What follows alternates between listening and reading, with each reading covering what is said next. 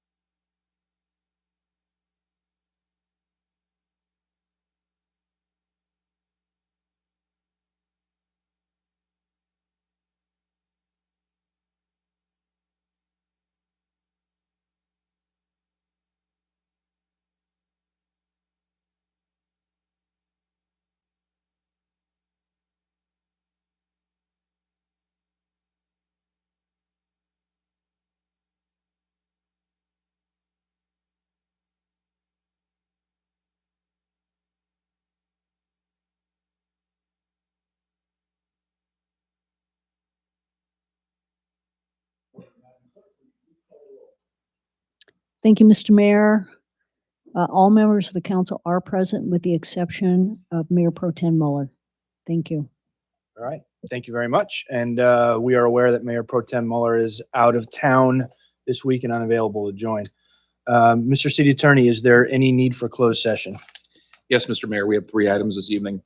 The first is a conference with legal counsel as a result of anticipated litigation due to the significant exposure to litigation pursuant to Government Code Section 54956.9D2. We have 1 case to discuss. Next, we have a conference with legal counsel to discuss the initiation of litigation pursuant to Government Code Section 54956.9C. We have 1 case to discuss. It relates to the support of the City of Duarte's petition for review. Next, we have a threat to public services or facilities pursuant to Government Code Section 54957A. And we'll be having a consultation with the Director of Emergency Services and the Director of General Services. And that concludes my report. Thank you, Mr. Munoz. Madam Clerk, are there any public comments on the closed session? No, Mr. Mayor. Okay, then we are recessed to closed session.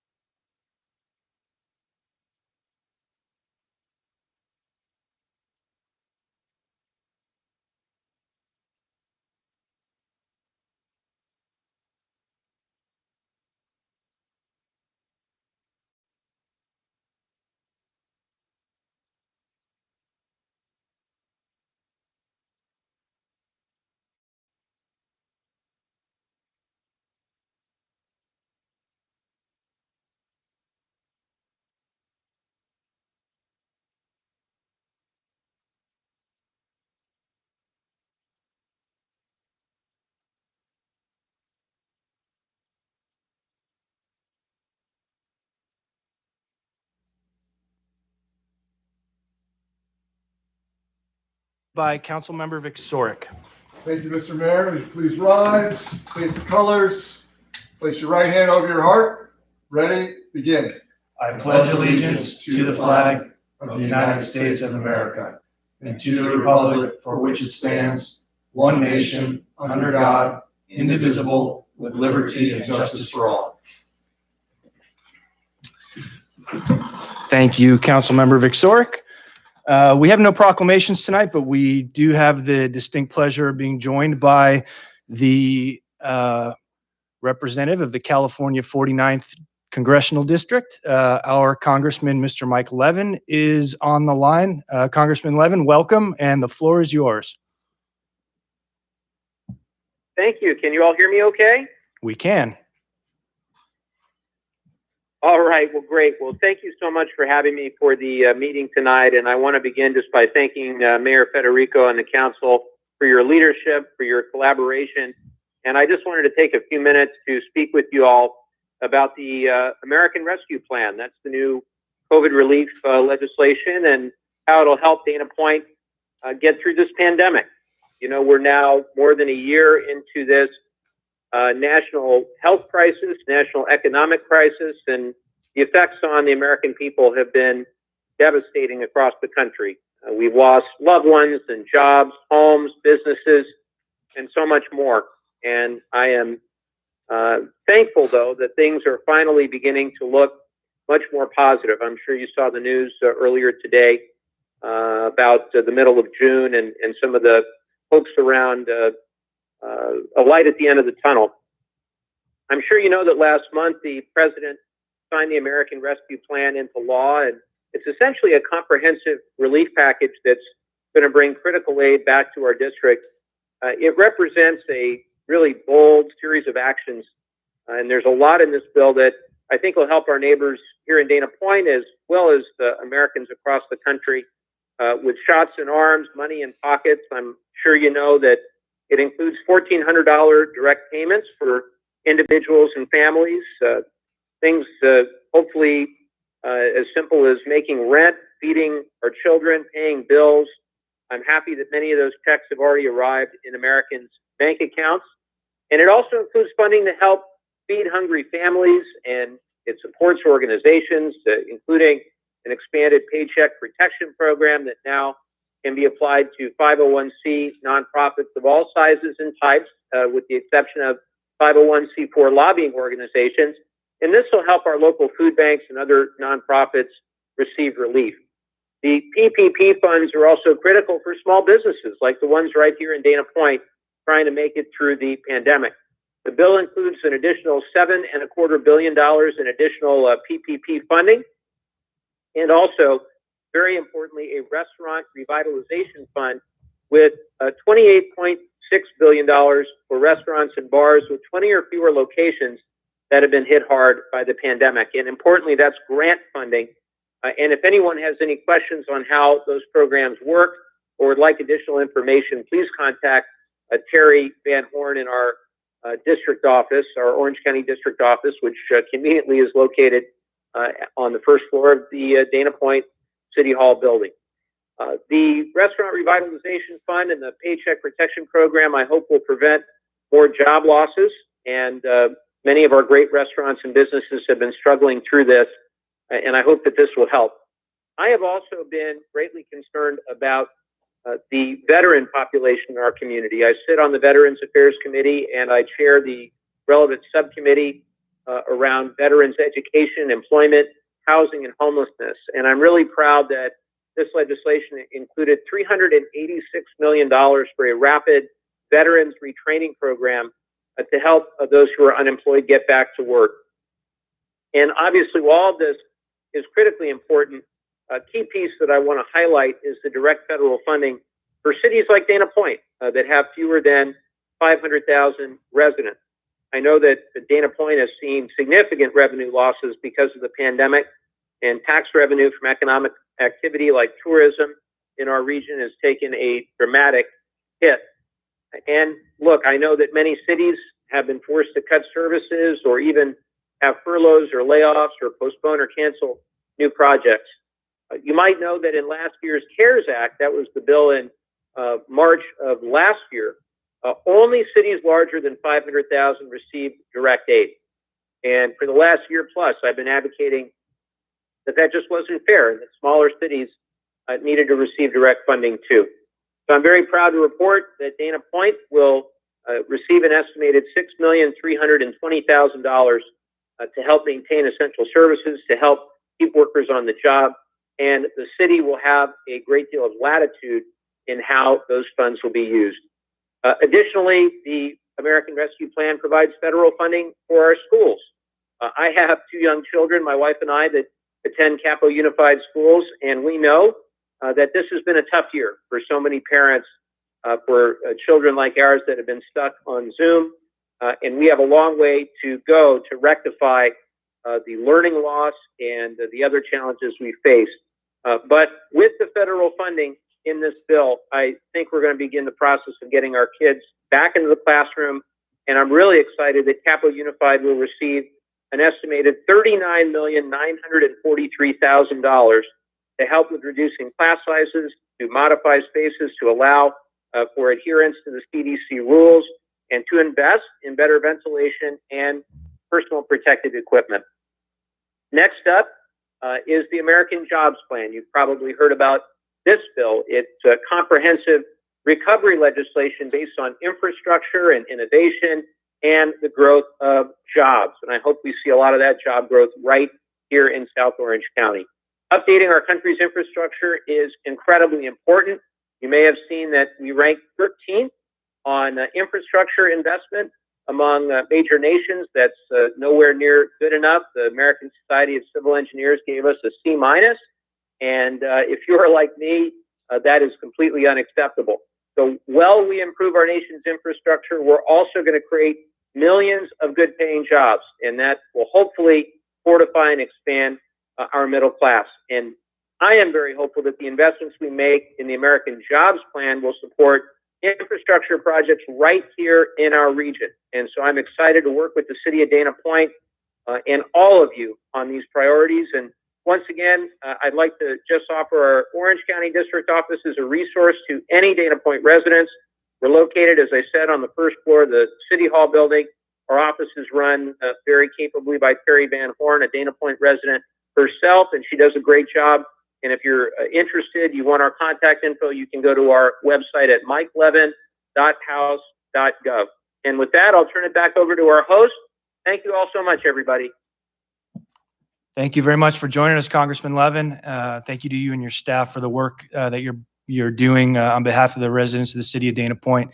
And I'll share with our residents, the congressman and his staff have been in contact with our city staff throughout the COVID pandemic and have been very attentive to our concerns and needs. So thank you very much for joining us, and thank you for the work.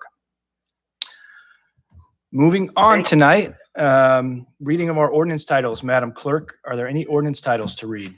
I do not have any this evening. Thank you. All right, thank you. That brings us to our consent calendar. As always, all matters listed under the consent calendar are considered to be routine and will all be enacted by one roll call vote.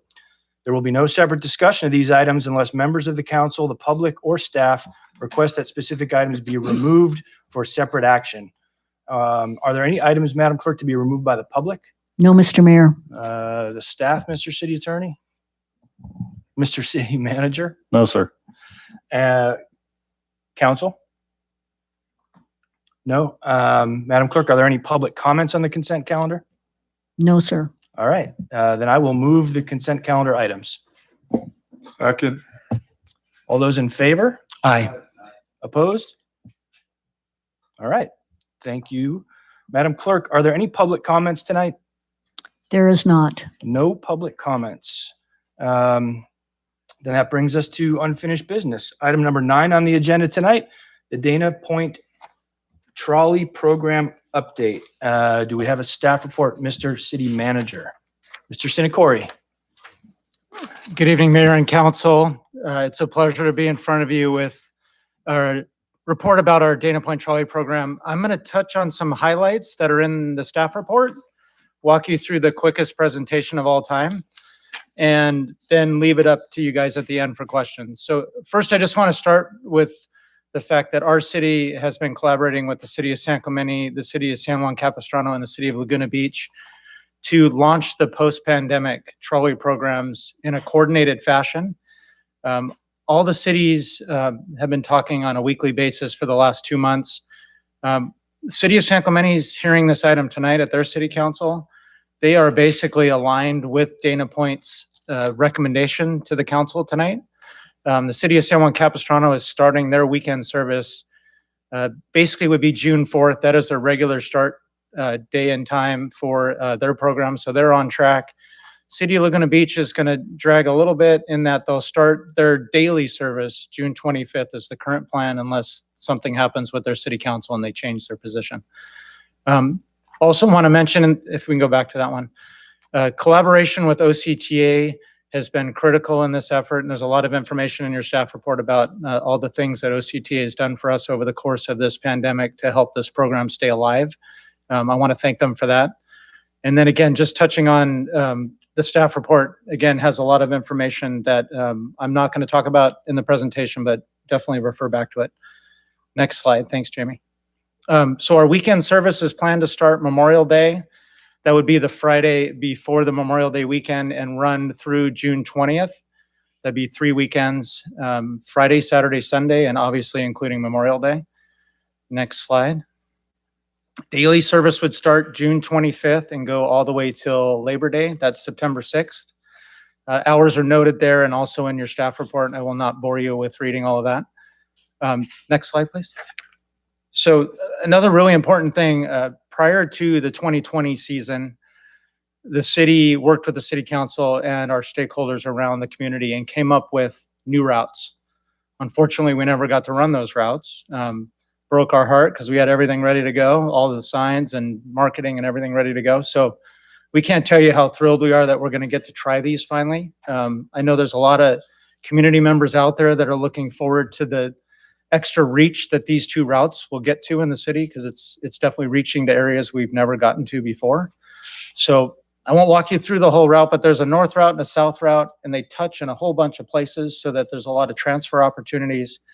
And we just believe this will solve a lot of the issues we've had in the past. Next slide. Summarizing the recommended action, and there's a lot more in the staff report, but what we're asking the council to do tonight is to approve the reestablishment of the Dana Point Trolley Program operation for summer 2021, authorize the operation of the Dana Point Trolley Program, both weekend and weekday service as described in the staff report, and then adopt a resolution that's again in your staff report that allows the city's latest grant, this is our 4th grant with OCTA, to basically just pick that grant up and move it 2 years. So OCTA has been really good about extending that program. So the resolution is just something they need for their file that allows us to do that. Just in closing, I want to thank the city council for allowing your staff to run such a great program. We truly enjoy it and know the community enjoys it. We also want to thank OCTA, our South County cities, our other agency partners, our business owners, but last but not least, our residents and visitors that use this service. We're really looking forward to getting it going again. Both the city manager and I are available for questions. Thank you, Mr. Sinacori. Before we go on, Madam Clerk, are there any public comments on the item? No, Mr. Mayor. No? All right. Do we have any questions of the staff? If not questions, I'd be open for a motion. Questions? Questions, Okay, yeah. go ahead, Mr. Valera. You did, in the staff report that you didn't go over, there's some protocols for health and safety, which I love that's in there.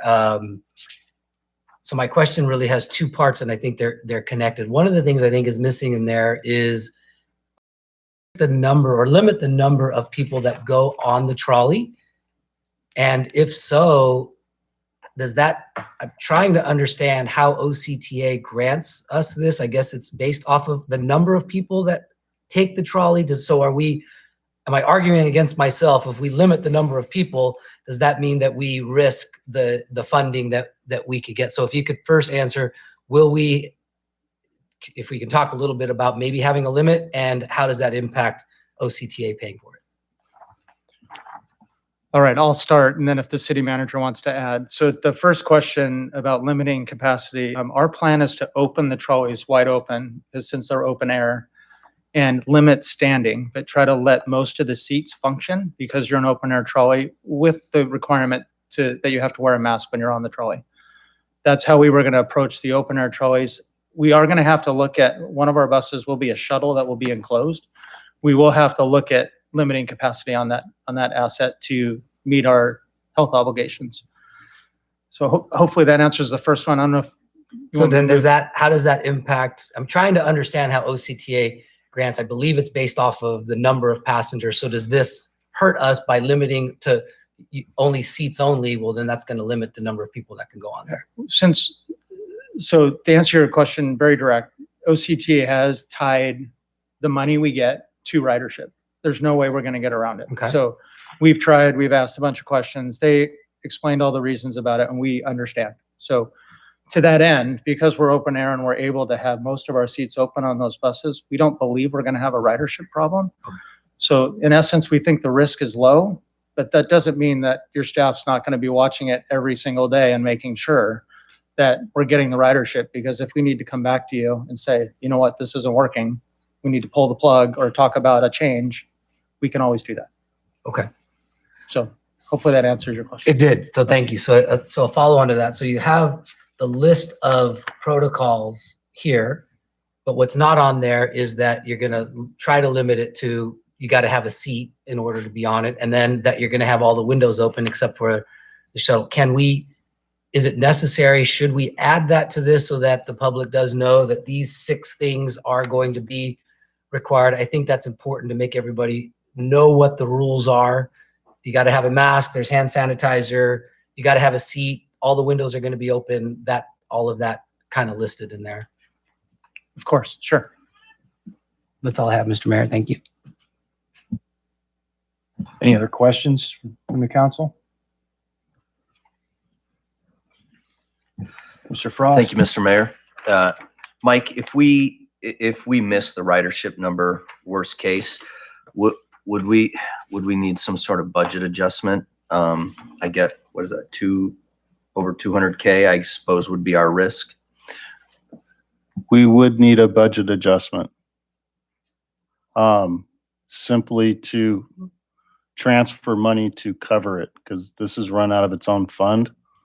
So I would need to, I've got enough budget to run the program, but if I don't have enough cash coming into that fund, then I'll be back to talk to you about transferring money to cover it. We also have the option to pull the plug and, stop the bleeding. If we're not getting the ridership, we can cancel the trolley program and not incur more losses. But we're not going to let it get to that point. If I need to telecommute riding the rails, we will hit our numbers. I'll be sitting next to you in order to do that. And then I guess just the second, Mr. Mayor, would be for Matt. And I would assume you guys changed, this was probably you guys last year or 2 years ago, changed the configuration of the routes. Fantastic. In the Lantern Village, a lot of us had spoken regarding potential improvements, and this seems to basically hit it. And it's much more efficient for somebody to get down to the harbor and then back to where they live or where they've parked. Much more efficient. So really good job on the route. One quick question for you, Matt. Can you just briefly explain some of the limitations on the route? The route is, we believe, is certainly an improvement. With the 2 loops, it reduces someone's requirement to ride 95% of the entire route to go one stop the other direction. But there are some limitations as to how often every trolley must hit every stop, right? So could you just briefly explain that so anyone who's listening, or for those of us up here, can kind of share that with people who wonder why we maybe don't make it even better? Sure. So first, I guess what I'd start with is that right now the city of Laguna Niguel is evaluating how they bring their program into the mix. There is a little bit of a loose end on their border on the outside. So that's one issue. We are required by our grants to hit 15-minute headway on the trolleys. So you shouldn't really ever stand anywhere longer than 15 minutes unless something happens in the city. There's a major accident or some other delay. So other than that, I mean, we really tried as best we could. It's not perfect, we agree, to get as many connection points as we could. There's going to be places where you're going to have to cross an intersection to get to the connection. I mean, in a perfect world, it'd be better just to have it right at the same place. So there will be a few of those. Golden Lantern PCH is going to be one of them. There's going to be one here at City Hall. I mean, you're going to have to cross the street to get the connections for north and south. So just a couple examples. There is another big change on the south end. We are connecting with San Clemente at basically the shopping center at Estrella, where the Sprouts Shopping Center is. There's several reasons for that. It's trying to push that trolley route up into a more industrial zone and away from residential. That was one of the big changes. But the other is that shopping center is a really big driver for maybe a destination. So we want to drive San Clemente people to come there, drive Dana Point people to go there as well to get more activity on that side of the city.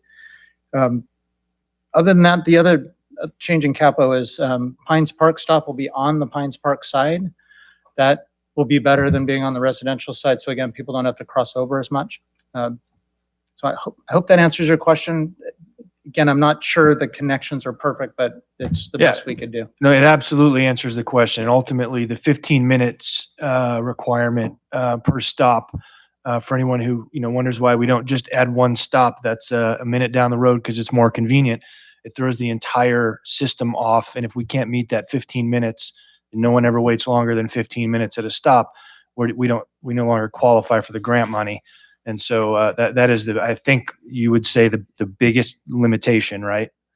Absolutely. I Okay. think also, so tomorrow when you get calls about why is the trolley bus driving around the city? So that's us checking the headway, right? We're going to go run this one more time and make sure everything works because it's so critical, not only for our grants, but just for efficiency. So again, when you hear of the trolley running through the city tomorrow, that's just us testing. Great. Well, I know when you look at it on paper, it looks simple, but a ton of work went into planning this, and I do think it's a big improvement over the previous routes, and hopefully makes for a better experience for everybody. So. If I could just thank Jennifer Anderson in my office and Lauren K. Hyen for helping out with this program. It's a lot of work, as you said, and they do a lot of the heavy lifting. Fantastic. On behalf of the residents, thanks to both of them. Back to the council. Any more questions? Happy to entertain a motion. I'd like to make a motion to approve the trolleys being run on the weekend and also during the week as written, just with the two amendments that I asked for. We write in there the restriction of people having to have a seat and then also windows being open.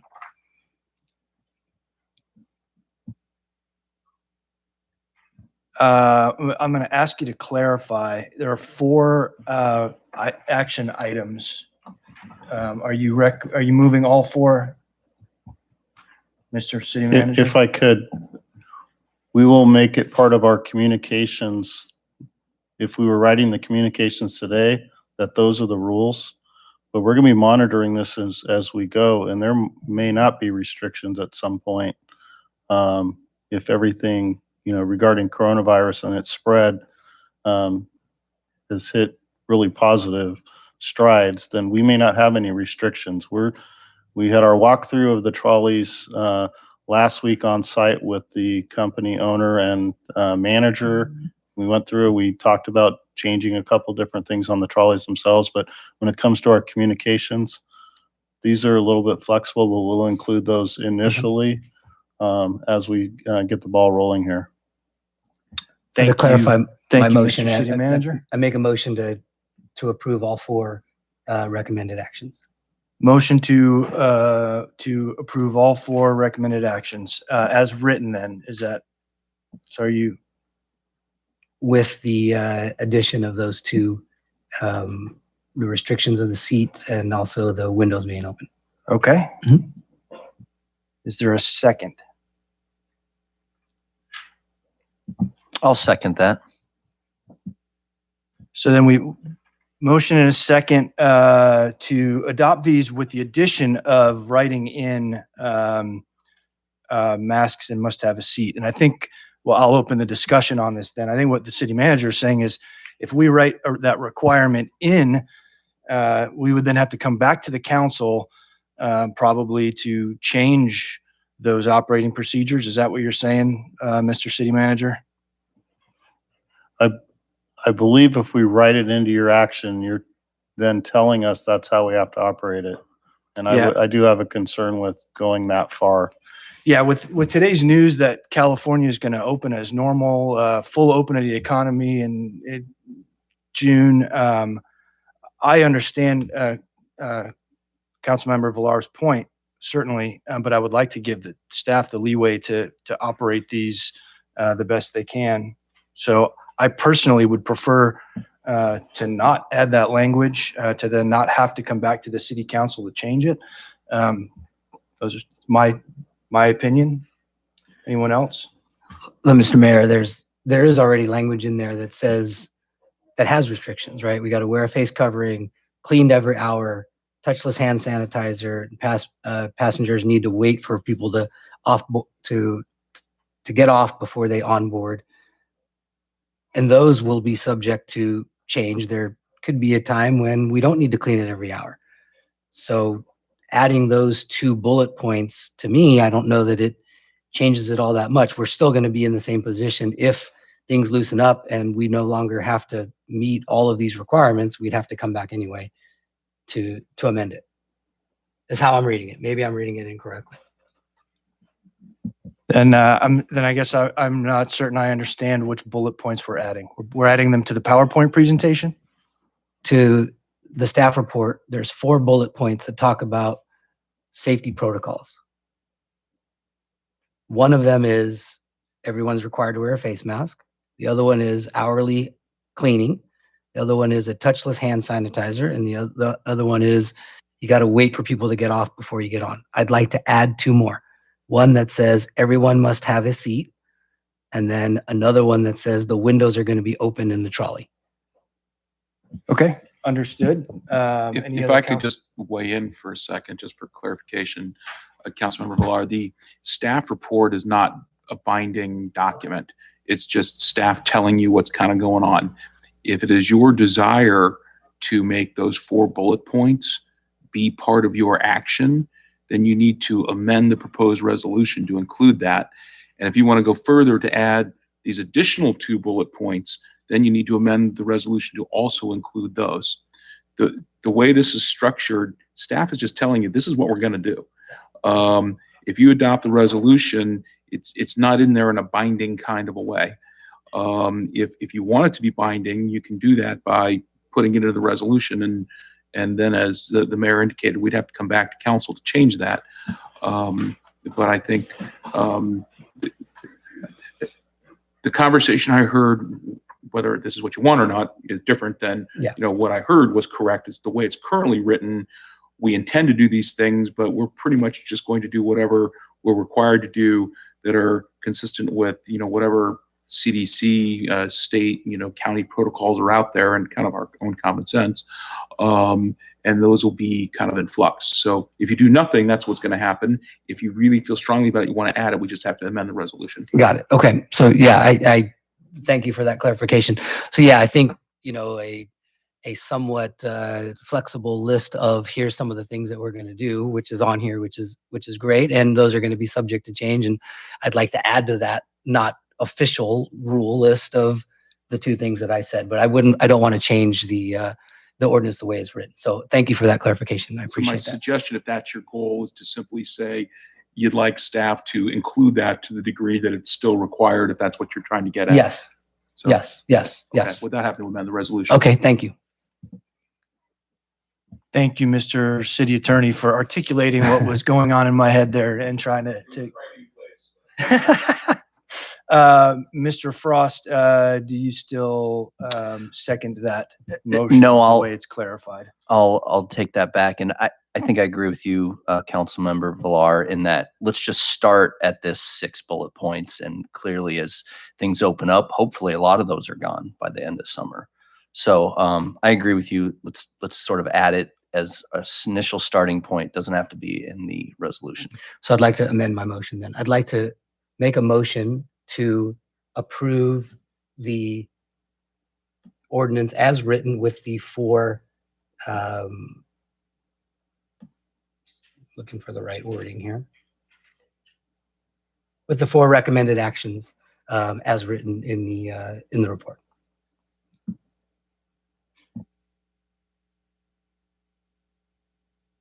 All right. Do we have a second? I'll try this again. Second.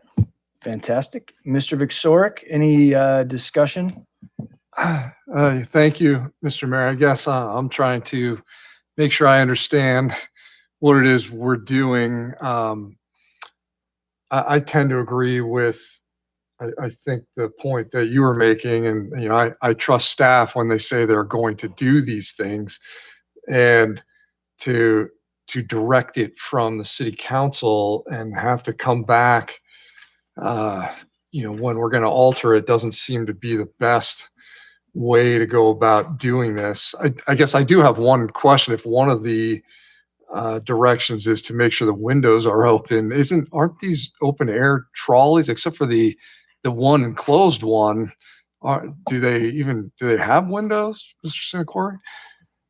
Yeah, there are windows in the rear of the trolley, and there is a plastic, I guess what we'll call a window that hangs down on both sides. So all those get lifted up and the windows get pulled open in the back.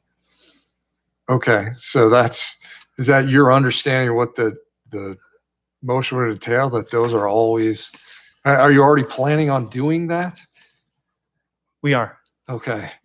And so I guess what I'm getting at is writing it, I think the point the city manager was making is I don't feel like it's the most, the best way to proceed to impose that and have to come back to our level when we want to, adapt to the changing conditions on the ground. So I guess, I think this was going to be a split vote. I mean, I don't favor the amendment to the resolution if that's going to be binding. Am I understanding that correctly, Mr. City Attorney? So my understanding of the motion, based on the conversation we had, is that Council Member Villar has made a motion to approve the resolution, and that he's sort of just asking staff to be sure that we include not only those 4 bullet points in our operating procedures, but also these additional 2 that he referenced without amending the resolution. I think that's what I heard. That is correct. Okay. So yes, Then we I are all on the apologize if same I page now. misunderstood. I'm in favor of approving the recommended action as it stands. And as far as giving direction to staff, I mean, certainly that is something I think we can do. So I guess that's all I have then, Mr. Mayor. Thank you. Anything else? Based on that, I support what you're saying, Councilmember Villar. My concern was I initially thought that we were changing resolutions that were going to really handcuff staff and their flexibility to operate it safely. Go ahead, Mr. Sinacori. I just want to clarify the motion that was made and just make sure I understand it. So the recommended action in front of you includes 4 items. 3 of them relate to the operation of the trolley, and the last one's a resolution for what OCTA needs to extend the 4th grant. I believe what Councilmember Villar is saying is he is recommending that we approve all 4. Correct. He moved all 4 action items in the agenda, and then coincidentally, there are 4 bullet points in in the staff report for this. But we are voting on all 4. The motion and second and discussion have been on all 4 action items, the 3 staff related and the resolution, and direction to staff to also ensure, at least from the get-go, that people are wearing masks and in seats, and yet giving you the flexibility to operate the trolley as you need to safely as COVID evolves. Madam Clerk, is that what you heard? Mr. Villar, Mr. Frost? All right. Since we're this far into, why don't we call for, Madam Clerk, why don't we call for a vote? Thank you, Mr. Mayor. Councilmember Frost. Aye. Councilmember Vicsoric. Aye. Councilmember Villar. Aye. Mr. Mayor. Aye. Thank you. That passes 4-0. Of course, 1 absent. Thank you very much, Madam Clerk, and thanks staff for all the hard work on the trolley program. All right, that should bring us, when I can unlock my computer, to council reports. We have no other new business. Mr. Frost? Thank you, Mr. Mayor. I have nothing to report, and I've turned into my meetings to the clerk. Mr. Vixoric? Thank you, Mr. Mayor. I have nothing to report. I will turn in my list of meetings after the meeting. All right. Mr. Villar? Thank you, Mr. Mayor. I have turned in my list of meetings. I do have one item that I would like to bring up and see if we can get this on the next agenda on April 20th. As you guys know, the Sarah siding project is moving forward, and it is causing some concern for District 5 residents because it does impact Capitol Beach. I believe May 10th is when OCTA is allowing for public comments to come their way. I would like to ask that city staff or the city manager can ask the city staff to put together a report so that we can get some facts about that project. A lot of things that I'm getting is hearsay, right? About what's the reason they're doing it, how long is it going to take, when's it going to happen. I'd like to see something a little bit more official and bring it to city council to see if we can collectively decide what stance we're going to take as a council. I'd like to put that up to vote. I have my own opinion and my own personal action that I'm planning on taking as an individual resident, and I think it would be helpful if the city staff or the city council, if I knew what everyone's position is as a whole. So I'm hoping that that can occur at our next meeting. Thank you, Mr. City Attorney. Do you have any, or Mr. City Manager, do you have any concern with doing that? I think we could gather existing information already published by MetroLink and put out by Orange County Transportation Authority and make it available to the council if they want to have a discussion. Okay. Anyone else want to weigh in on it? No? Okay. Thank you, Mr. Mayor. That's all I have. All right. Thank you, Mr. Villar. I have turned in my list of meetings. I have nothing to report. And that then brings us to staff reports. Mr. City Manager. I wasn't going to have a staff report, but you did bring it up. The governor announced today his Beyond the Blueprint plan that if vaccinations continue as they've been going and the spread of COVID-19 continues to get even more muted, that my brief read of it, he would be removing all restrictions that have been put in place through his blueprint plan with the different colored tiers and everything else that's taken place the past year. So June 15th, if everything stays the course. Thank you, Mr. Kilbrew. Mr. City Attorney. Thank you, Mr. Mayor. We have two items to report out of closed session this evening. The first is that the council took action to authorize sending an amicus letter in support of the city of Gardena and the city of Duarte's petition for review to the California Supreme Court on a matter related to stormwater discharges. That was on a motion by Mayor Federico, seconded by Councilmember Villar, and passed unanimously by the council. Our second action that I need to report on this evening was, again, a motion by Mayor Federico, seconded by Councilmember Frost, and approved unanimously to adopt the city's operational continuity plan.